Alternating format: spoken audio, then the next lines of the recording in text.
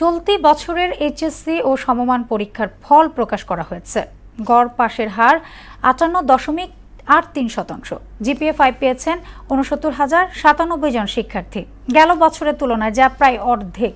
শতভাগ পাশ করা প্রতিষ্ঠানের সংখ্যা ৩৪৫টি, আর একজনও পাশ করেনি এমন শিক্ষা প্রতিষ্ঠান ২০২টি। মুদাসির আলীর প্রতিবেদন, জানাচ্ছেন রাজীব আহমেদ।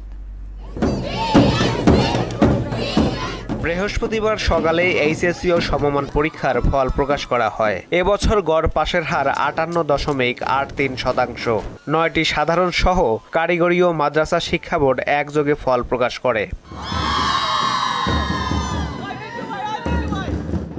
সাধারণ শিক্ষা বোর্ডের মধ্যে ঢাকায় পাশের হার ৬৪.৬২, রাজশাহীতে ৫৯.৪০, কুমিল্লায় ৪৮.৮৬, যশোরে ৫০.২০, চট্টগ্রামে ৫২.৫৭, বরিশালে ৬২.৫৭, সিলেটে ৫১.৮৬, দিনাজপুরে ৫৭.৪৯ এবং ময়মনসিংহে পাশের হার ৫১.৫৪%। এছাড়া মাদ্রাসা শিক্ষা বোর্ডে পাশের হার ৭৫.৬১ এবং কারিগরিতে পাশের হার ৬২.৬৭% শিক্ষার্থী এবং কারিগরিতে পাশ করেছে ৬২.৬৭% শিক্ষার্থী। সবসময় শুনে এসেছি ছোট থেকে এইচএসসি একটা টার্নিং পয়েন্ট লাইফে। এইচএসসির উপর অনেক কিছু নির্ভর করছে। সো আজকে আমি আলহামদুলিল্লাহ গোল্ডেন এ প্লাস পেয়েছি। মেডিকেলে পড়ার ইচ্ছা আছে, এই তো আল্লাহর রহমতে যে আসে। জিপিএ 5 পেয়েছি, আমি সব সাবজেক্টে এ প্লাস আশা করেছিলাম, এন্ড আশানুরূপ রেজাল্ট পেয়েছি আলহামদুলিল্লাহ। গেল বছরের তুলনায় জিপিএ ৫ কমেছে প্রায় অর্ধেক। এবছর জিপিএ ৫ পেয়েছেন ৬৯,০৯৭ জন।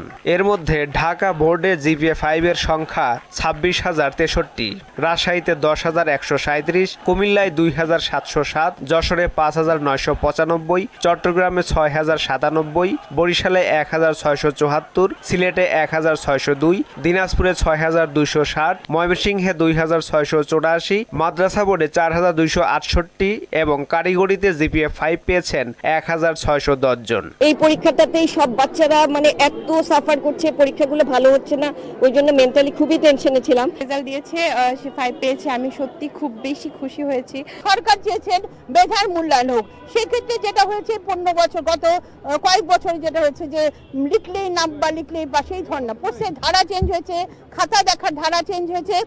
এর ফলে প্রকৃত মেধাবীরা কিন্তু বেরিয়ে আসছে। শতভাগ পাশ করা প্রতিষ্ঠানের সংখ্যা ৩৪৫টি, একজনও পাশ করেননি এমন শিক্ষা প্রতিষ্ঠান ২০২টি। এবারের এইচএসসিতে অংশ নেয় মোট ১২,৫১,১১১ জন শিক্ষার্থী। রাজীব আহমেদ, মোহনা সংবাদ।